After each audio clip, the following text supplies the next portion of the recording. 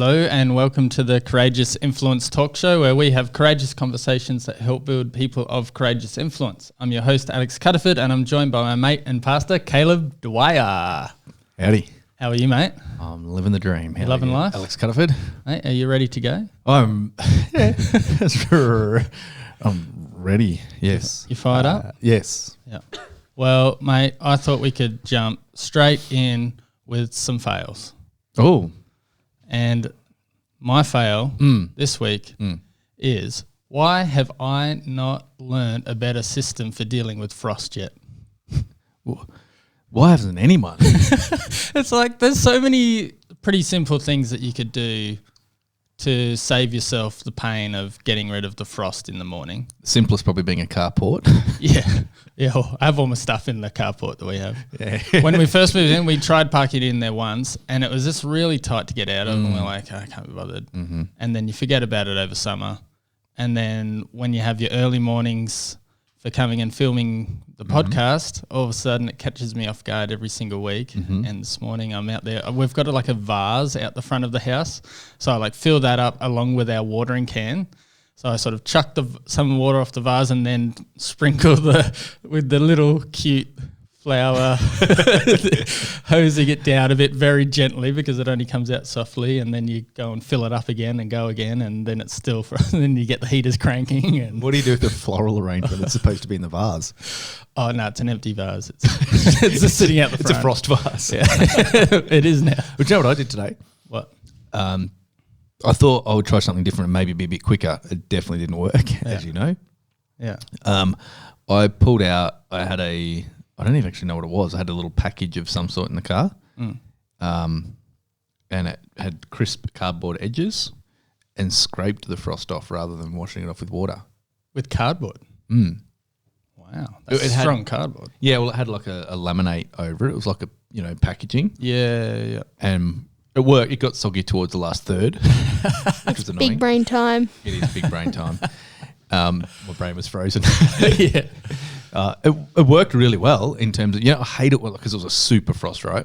And I hate it when you throw the water on and then you get in the car and it's already frosted again. Yeah, that's the worst. That's what I was thinking was going to happen this morning. So I was trying to think of, how can I get out of this without that occurring? And because our water, we're on tank water, big concrete tank, like it comes out frozen already.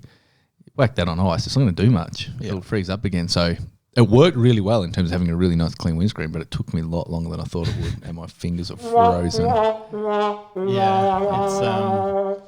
so I think we both had a frost fail. Yeah, it's rough. My fingers are still thawing out now. My toes. I don't know that they're going to be warm again. Yeah, no. I've adopted the method of using an old bank card and using that as a squeegee to scrape. Just keep it in my wallet. That works? Yeah, it works really well. The only downside is, as you're scraping, you get all of the residual exhausted ice on your fingers. But another method, which I have neglected to implement but sounds like an amazing idea, is getting like a huge bath sheet, like a big towel, and wrapping it around the front windshield and tucking it into the doors. Yeah, see, I think that's a smart thing to do. It's like just eliminate the issue altogether from the get-go. I did that a lot last year. Yeah. And why did you stop? Well, to be honest, where we live now doesn't tend to frost as often. Yeah, it has to be a real frost before we get it. Yeah. But we definitely had it today. So that'd be one thing. But yeah, and the other thing is, like, I got home late last night. I just wanted to get inside. It was already cold. Yeah. Couldn't be bothered standing there. You regret it in the morning. Yeah, no, yeah. It's all about the immediate. Last night I got home, been in meetings, and I just wanted some dinner, wanted to see my family. It was about 9 o'clock. I'm like, I'm running inside. Yeah, well, I'm all warmed up now because you bought me a nice hash brown before. Oh, how good are hash browns on a cold day? So good. Starch, salt, oil. Crisp. Oh. I love the texture. It's all about the crunch for me. That's why I like chips so much. It's not the flavour, it's the crunch. As in you like the crispy chips, not finger chips. Yeah, as in like a packet of Doritos. Yeah, not hot chips. Yeah, but I like those too. I do too. Amen to that. Yeah. Mate, I've got a question without notice for you this morning. Good, I hope you did. So my question is... What is that? The sound effect for question without notice. That is. The producers is already taken over one of our conversations this morning. Now that was me and the producer's handiwork while we were waiting for others to show up this morning. Well, I can tell you on that, I will not be late again if this is the result. That was our sound effect without notice. My question is, how do you feel about pineapple on pizza? For those that can't see, that was just a deep breathe in, looking up to the ceiling. I'm a high thinker. You can't. Where do I start? Okay, there's so many things to talk about here. I really did take that question way too seriously. But you got to understand, it's like for high thinkers, when they give us those personality questionnaires, I hate them. They're so hard to answer because I could pretty much write to every single one. It depends. Yeah. Anyway, and again, so my answer to this would be it depends. Yeah. I'm not against pineapple on pizza. I don't mind a bit of Hawaiian. Mm-hmm. I'm up for that. But if I go into order pizza, Hawaiian's not like I like hot, spicy, or genuine Italian salami, olive. Give me some flavour pizza. Mm. Having I was said about that, to say leave the set, but okay. You have been redeemed. Thank you. Jesus did it. If I walk into a room and it's just pineapple pizza, I'm good to go. Yeah. Still pizza. Yeah. Leave. Was that okay? Mate, why does it matter what my opinion is? Do you need my pizza approval? Yeah. Oh, you're good in all things culinary. I do not enjoy pineapple on pizzas. Yep. I feel as though, I eat raw pineapple at times, just in different situations, but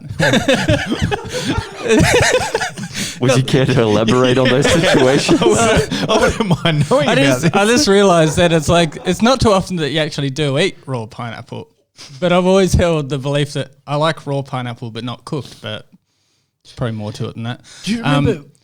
I just find it that when it's cooked and when it's on a pizza, this becomes too sweet and it's too overpowering. All I can taste is the pineapple. Yeah. Did you, when I was younger, like in the 80s, it was a common meal to have ham, steak and pineapple. Yeah, I've never had it, but I've seen it, and there's, in America they just do some weird Is it dishes. American? Well, oh no, we used to eat it. I feel like Americans would do that, but they'll chuck in marshmallows as well. Oh no, that's one thing I can't handle, is when you know that there's a salad getting around, and it was big a couple of years ago. Yeah. And you would sit down for your barbecue. Some clown has turned up and put marshmallows in the main salad. Yeah. Yeah. It's a staple over there. Nah. It's crazy. Leave. They got Take lollies in their kids' cereal. No. Yeah. It's wild. And it's just like we're watching these ads when we're in America and we're just like disturbed. It's like targeted at kids, like this marshmallow and sugar covered cereal, and it was just like, oh man, you know how that's so bad. We say that breakfast is the most important meal of the day. In America, it's probably the most important meal to skip. It's like, Mom, Dad, can I have breakfast? No, you're looking after your health. Oh, very good. Man. Question for you. Yep, it's an oldie but a goodie. Oh. And I was contemplating it this week, more with respect to my home. I was thinking if I got stuck here because we've been having roadworks done on our driveway, and I was thinking if we got cut off from the rest of the world for some time, what would I need? And so the good old question, if you were stuck on a desert island, what's the one item that you want with you? Oh, the one. Okay, well, we're not going to pretend to play religiosity here, so I'll eliminate the Bible from as the option. The Bible might save your soul. Well, Jesus will. The Bible might lead you to. He's not going to help you on a desert island. I was watching a YouTube video the other day, and he was this guy went and lived with some African tribes and stuff, and he said he met a might have been French or British missionary who had been out there for like 20 years trying to convert these tribes and stuff. Wow. He said every time he gives them Bible, they just use the paper to roll joints. Oh, wow. So that was backfiring on it a bit. Maybe he needs to get thicker paper. Bibles. Anyway, sidetrack. So the Bible can be used for multiple survival is what that point was about. What would I have? One thing. So I'm trapped away from society, so I don't have power and stuff anymore. No. No, you're not trapped in my home. You're actually trapped on an island. Am I just by myself? Oh, boy, I did not think about it. No, it's you and Melissa. Well, okay, yeah, because I was like, well, if Melissa's there, I should she probably... she can choose something as well. Yeah, no, but I better... If she's only got 2 things, then that's going to be better than if she just has one. So, like, maybe I should get something, because if Melissa's happy, that'll probably help me survive the wilderness. I think you better stop talking. Okay. My mind is going to an axe. An axe? Yeah. Yeah, not bad. I think that allows you to get firewood and could hopefully also act as a flint if you're needing to try and get a fire going. Yep. You can use it to hunt and to make paths through the bush back to society. You know, fair. I'm going to go axe. Not bad. I settled on a good bushman's knife for similar reasons. You can use the back of it to create spark. You can hunt. You can, get kindling. Yeah. I'm hoping that there's enough driftwood around to burn. I don't need an axe to cut it down. Yeah. That was my... I might make a hut with my axe. Yeah, nice. Good luck making your hut with your little bushman's knife, mate. Are you kidding me? Game on. We are going to... All right. First ever off-site challenge for the podcast. Okay. When the weather begins to warm in spring, Yeah. you take an axe, Yeah. I take a knife. The producers can come with a video camera, and we're going to have a hut building contest on my property. Count me in. How long do we have? Oh, no, there'll be a time limit. We're not spending 6 months. Although, if you want to build me a really awesome hut, you up for it? Yeah. I think that'd be a great Theoretically. podcast. Theoretically. Like, I'm not sure if I'm signing myself up to living in the bush for a couple of weeks. No. But maybe if we're concerned, we could be on the same team and just see if we can do it. I'm theoretically so you've already involved. backed out of the challenge. Committed based on the premise, but maybe not in practice. Yeah. No, it's on axe versus bushman's knife. Who makes the better hut? Yeah. Well, with a bushman's knife, you can do all the things that an axe does by using Logs. an object like a log to bash it into. Don't give him Another. ideas now. Don't talk him out of it. I want to beat him. True. Because actually, I'll give you an idea because you need all the help you can get. I have seen another African tribe that used to build their huts, and I've been watching a lot of You've been watching the tribes. Discovery Channel. Yeah. No, this one was a while ago. But the way they made their huts was there was these scrubs, and they would start it off with one of them that's already planted in the ground. They bend it around, and then they would pin it down somehow, and then that sort of became the foundation for like their starting point. And so they would just have them sort of randomly scattered from where the bush started. Mm-hmm. Yeah. So maybe you could do something like that. Pro tip. Thanks, mate. I don't need your tips. I don't need your help. Take your axe. Go for it. I might just take you out and then live off your flesh. Yeah. None of that's going to happen, folks. Armchair anchors. What are we commenting on this week? Have you got anything?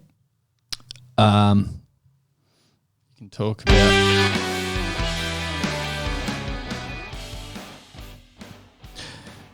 How good is it not to be a Victorian anymore? Hey. Yeah, it's getting pretty wild. It is, isn't it? Yeah. Blocked off from everywhere. We can now no longer leave the state again. Yeah. It doesn't really matter because I'm working at the moment, so I'm not really leaving the city Yeah. or the town, depending on your point of view. Yeah. But I guess the thing that I may have mentioned this last podcast, so if we did, skip ahead. The mask. The thing that just boggles my brain is people's pushback to the measures. Yeah. And like, just deal with it, folks. Let's be considerate Yeah. of those around about us. it's going to be okay. It's not forever. Yeah. I understand the pushback in terms of like having decent conversation about how much we should shut the economy down. That's one conversation. But when people were pushing back on things like wearing a mask, it doesn't stop me having a job. Yeah. Right. So yes, let's have serious, and I understand there are massive consequences of lockdown, shutdown, reducing work. Absolutely, that needs to be taken more seriously, I think. But when health officials say, please wear masks, or there's people out there saying we shouldn't be using hand sanitizer, it kills the good germs as well as the bad germs. Like, settle down. I think right now we're not going to get rid of all the good bacteria in the world by using hand sanitizer for a few months. It's just that irrational, emotional way people respond according to their political or worldview instead of just dealing with the facts. Don't like it, people. All right, we've managed to fire up Caleb again this week on Armchair Anchors. Mate, to some sport. Carlton West Coast this Sunday. Yes, not feeling confident. Right, I was looking at the ladder this morning and I was thinking, gee, if Carlton win their next game, they're pushing top 8. And then I looked at who they're versing and I went, good luck. Carlton should be in the top 8 right now. I got home last Friday night, I believe it was, and Carlton were 35 points up. Hawthorn hadn't scored. And I was like, whoop, whoop, top 8, here we I thought come. about texting you after the first 5 minutes of the game. Thank you for not. Then I thought about texting you 5 minutes before the end. I have to admit I didn't watch the last 5 minutes. Yeah, I wouldn't have if I was I was just frustrated. The highs and lows. Well, that's part of the problem is that for some time now there's only been lows. Yeah. And you kind of get numb to it. Yeah. But now it's up and down, and so to start winning in a game that you need to win to stay relevant, like this season, and I like it. I'm up for the 17 game seasons. Yeah. I think it's more real. Yeah. Each team once. And each game matters. Yeah. So you've only got to lose like four games in a row, have a slump, and your season's done. Yeah. Cooked. Excuse me. So each game matters. Carlton needed to win. Got to start stringing some wins together, especially knowing that West Coast was coming up. We lose this game and it starts to get very, very difficult, which is disappointing given the way they've been playing, the talent they've finally started to get. We don't want to waste an improved year. Yeah. But that's footy. Yeah.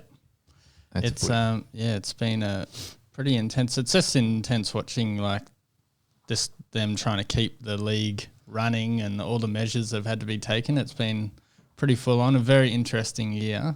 And I remember him talking at the start of the year if it was going to be like a shortened season or this, like, would the premiership mean as much? And I remember people saying, like, it's probably going to be even more because it's going to take the team that's managed to like handle all of these different challenges better. Yes. And, real resilience to come through.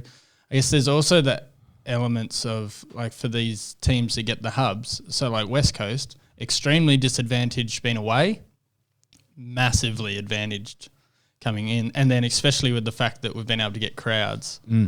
And so like in West Coast, like they feed off that crowd anyway. Yes.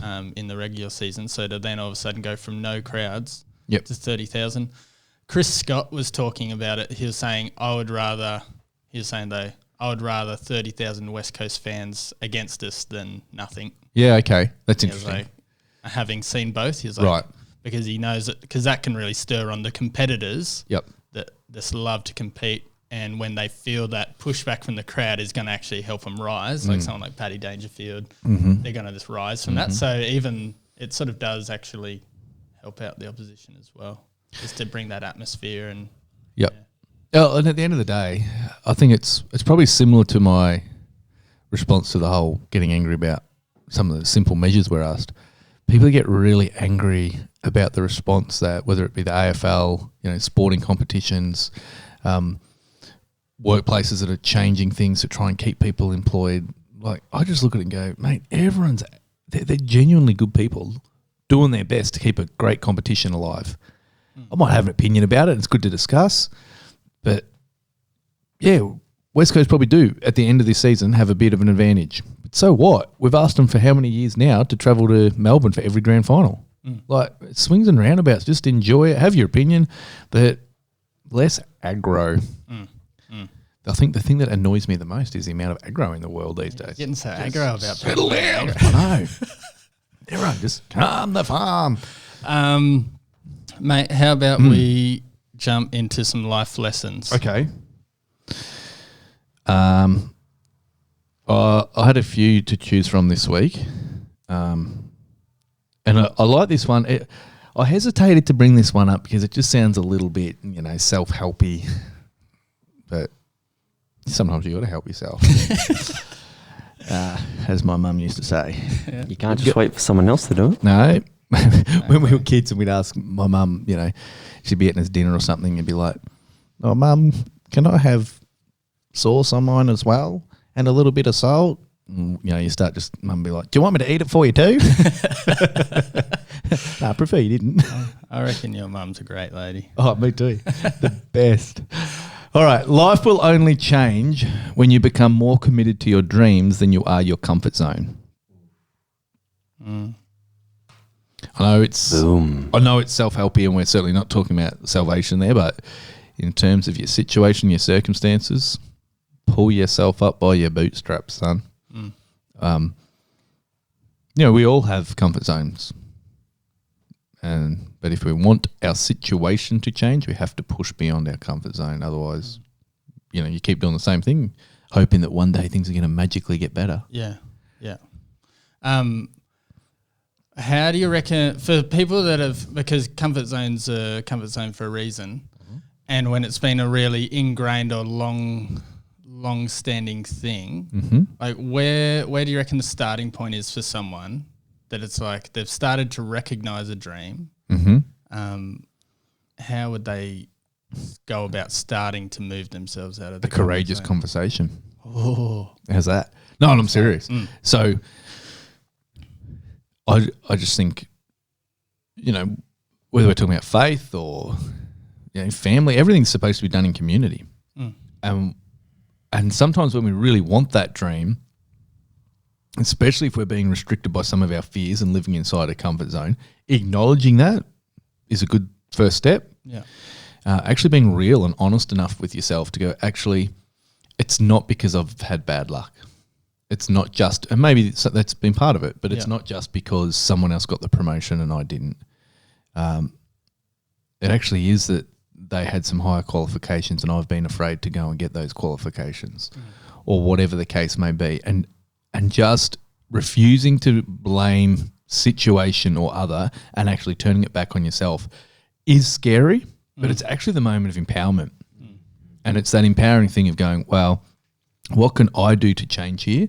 And sometimes that then you need to acknowledge it, and that's where your first conversation, I think, comes in. So it's finding someone who has got your back and going, you know what, if I'm really honest, I've been whinging at you for 6 months about how I can't get this promotion and other people keep getting it. But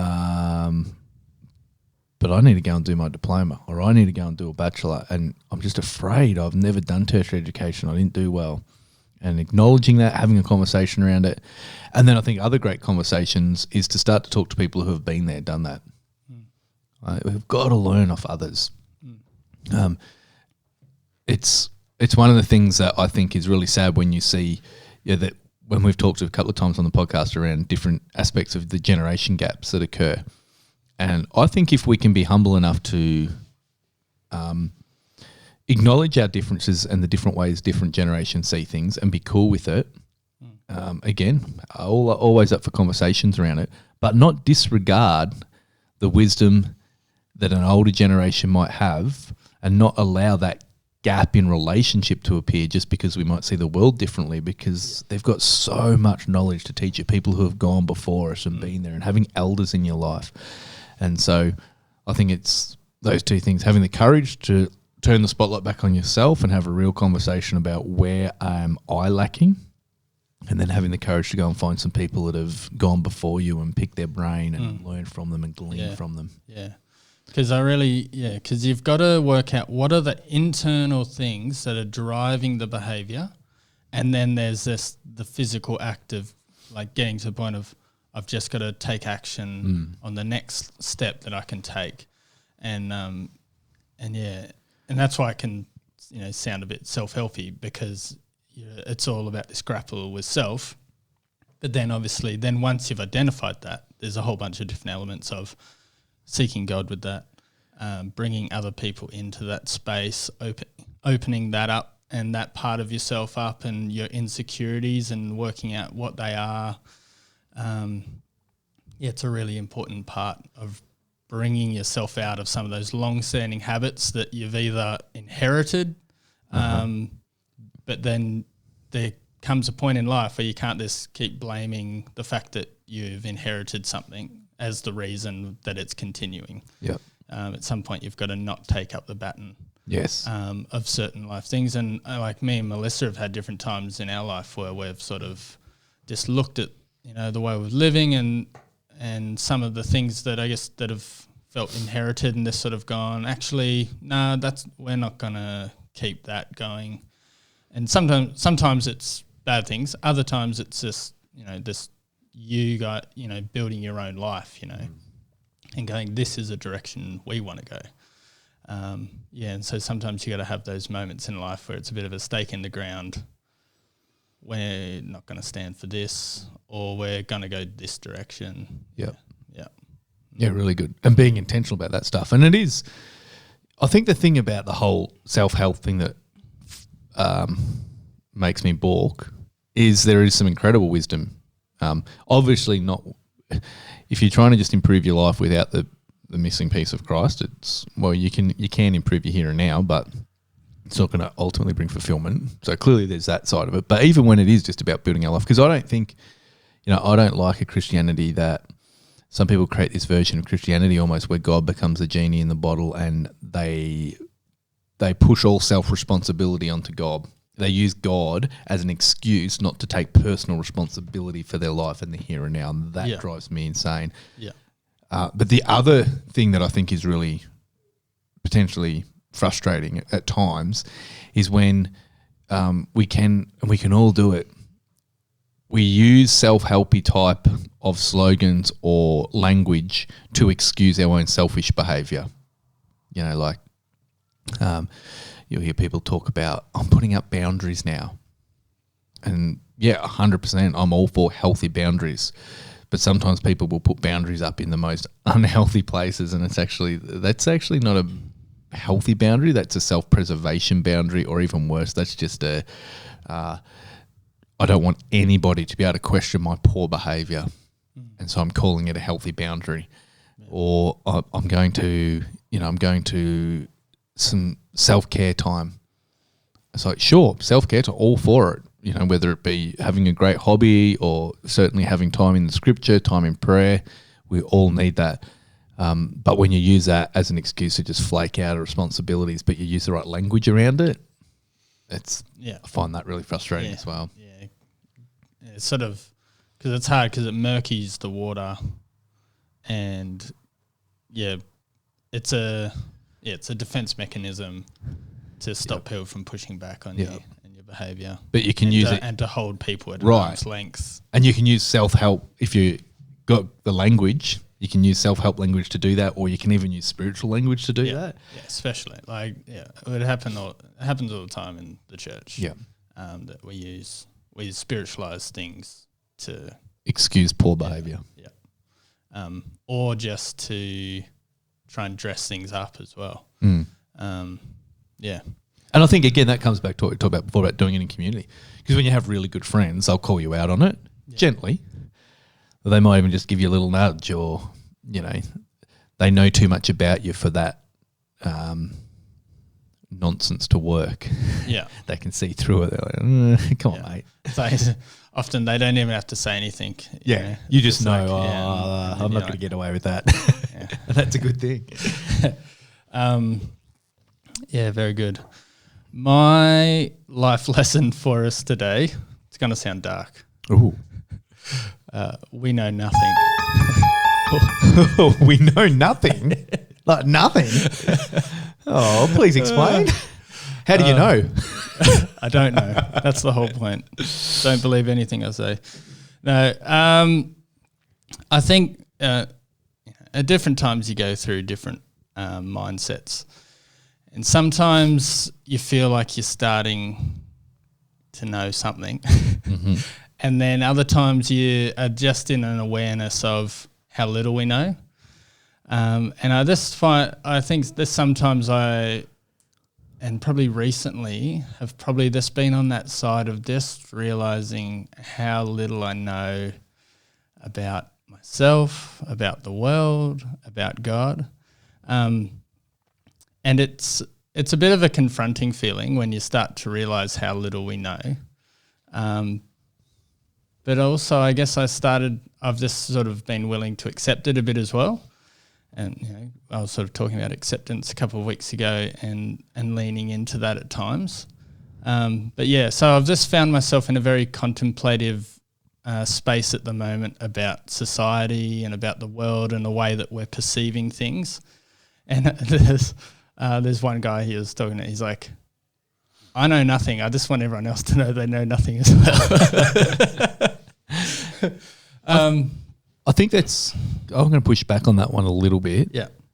Because I think you're right. I think when we get dogmatic, there's a lack of humility, and that's incredibly dangerous and unhelpful. Yeah. But I also think that to say we know nothing, but God's gone to a lot of work to reveal himself to us. And so it's only through Holy Spirit in the Scripture. There's no arrogance in it. I don't know anything because I am better than anyone. But there is actual truth to build our life upon. Yeah. Not opinion, but truth. And I think part of what has actually increased the sense of fear, anxiety in the millennial generation and below is the concept of relativism, of no ultimate truth, of that postmodern thinking where we have an egalitarianism amongst ideas now. I do not believe in egalitarianism of ideas. I believe in egalitarianism amongst people. All people are equal, but ideas are not all equal. And we actually have a responsibility as thinking people, and as we grow and become the men or women of the world, and then you become the older men and women, you're the elders, you're the ones putting in the signposts for the younger generation. Yeah. And I think it's an unhealthy thing that we've got to where there is, and it's pushing back, and I understand why we started to head that way. It was a pushback against dogmatic. Yeah. We know everything. It's just a nonsense. Yeah. I think there has to be humility. One of the things I appreciate about the current thinking and generation is the ability to admit, I have not lived your experience, so there are definitely things about your lived experience I just will never get. I can validate them, but I'll never fully understand them. And to be able to acknowledge that without a sense of diminishing self. So I think that's a really healthy thing.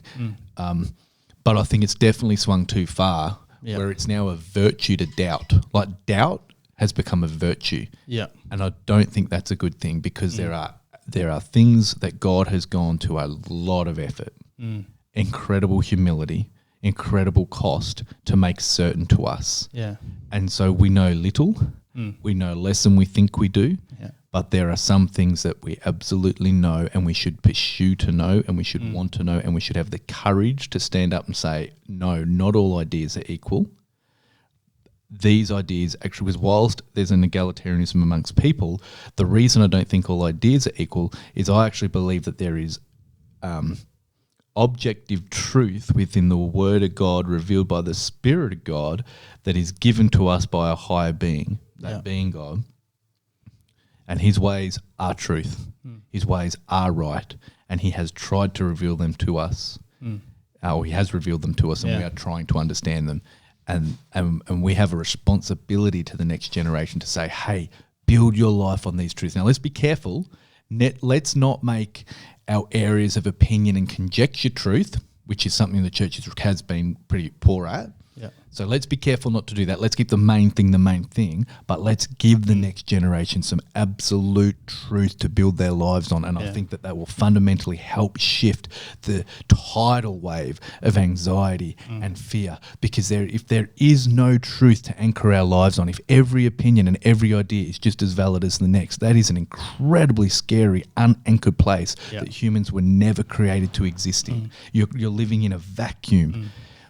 Because the Bible even says that Jesus is truth. So you remove truth, you're living in a vacuum where there is no God, there is no truth, there is no anchor.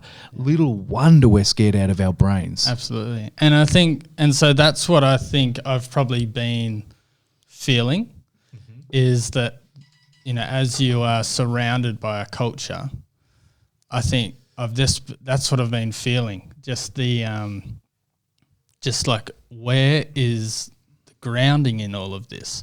And you're trying to and when your faith gets sucked into that space, that's when you sort of like, because I've just, at different times and like had one of those nights the other, how you just have nights when you're really like contemplating the world, and I'm laying there and I'm just like thinking through all of this stuff and just going, where does this all fit in, and what have we created in this like society that I'm looking at?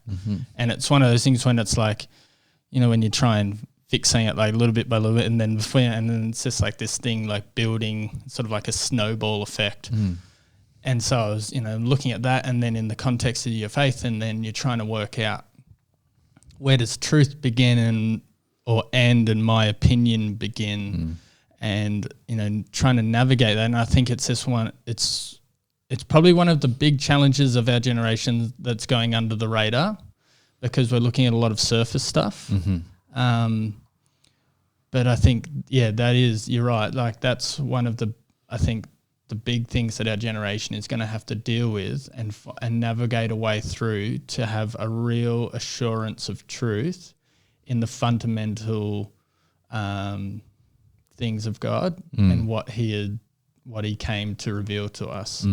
And we need to be secure in that, because it is such an unanchored place of an abyss. And I think even I'm all up for the church being engaged in our communities today, trying to make change in the world today, in the mission field. I love that stuff. But I think a big part of a big responsibility that we have as the church is not to get so caught up in the here and now, as you said, that surface level conversation, and get better and better and better at communicating in a way that is accessible to the everyday Aussie, those fundamental truths. And when we get those building blocks of fundamental truth in place, we can build our lives, and you actually have the security then to go, oh, you see this political situation that way, I see it this way. We can still be mates. We can still be cool because we've got our foundation right. This is just the stuff we're building on top of that, and some of that will have difference. But if that's the only place we're engaging, we're engaging in ideas instead of ideology that drives those ideas. And we need to make sure as the church and as teachers and in our conversations that we bring things back to those fundamental things that we absolutely know are true and worth building your life upon. For me, one of the great filters is, does this hold up in any culture? It's a great question even for doctrine. Yeah. And it's something that I began to really wrestle with when Rennes and I first started to do missions work. And some of the stuff that had been drilled into us as absolutely dogma, and you do not do, and God doesn't work that way, and then you'd go overseas and you'd see it happening and God working in it, and you were like, what? And sometimes the very people who had told you that's not how it works are standing there beside you watching it, and you're like, maybe we've made dogma out of a few things that we shouldn't have. And that's okay. I'm not having a crack at them. I'm sure I do it as well. Yeah. But it was then it became a good filter for me to go, okay, well, what's the truth that's working here? It's being expressed through this nation's culture. Where's the truth that then gets expressed through our culture? But the fundamental truth is what I'm going to hold on to and never question and build my life on. And then when you've got a really secure foundation in your faith, the things that you get off kilter and stuff here and there, which are the elements of the things that we're always going to be having to shift and change certain levels of our beliefs as we come to new experiences and understandings and interactions, and you start to grapple with things, because those things are going to shift around. And so that's why if you have the secure foundation, you're not rocked when these things are shifting and turning. Right. And so being able to understand and remaining aware of your foundational and your core beliefs, because I think what happens is, and because obviously, you know, like I've got a strong faith and I've got a strong connection with God, but you're still going to have times when you're surrounded by a world that's just not even thinking about the same direction that you're going. Right. And so the messaging you're hearing is just completely different. And so you're going to have times where your focus has just become slowly shifted to this everything that's been around you. Yep. So you need that. You need to keep yourself aware of that core beliefs and foundations. And they're anchoring thoughts or anchoring truths. Even when I do work with couples in pre-marriage counselling and so on, we spend a fair bit of time looking at self-talk, and one of the things that we look into is when it comes to negative self-talk, that just trying to think of positive things in the moment, positive thinking like that doesn't always work, because life's not always positive. Yeah.